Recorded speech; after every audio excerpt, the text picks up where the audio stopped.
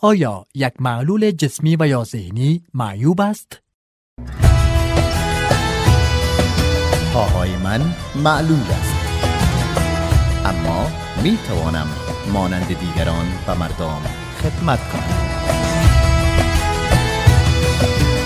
من نابینا هستم، اما نور علم و اندیشه در وجودم موج می زند.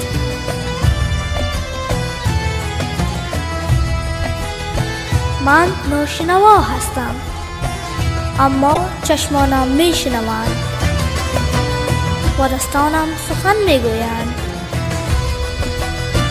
معلولیت یک عیب نیست، پس این افراد را معیوب خطاب ننمایید. خداوند توانایی‌های متعدد در وجود هر انسان نهاده است. یک معلول با از دست دادن یکی از توانایی‌های خویش قادر است تا با رشد دادن دیگر توانایی‌هایش در کنار دیگر افراد در جامعه ما سهم بگیرند. این افراد تنها نیاز به همکاری و همیاری شما دارند.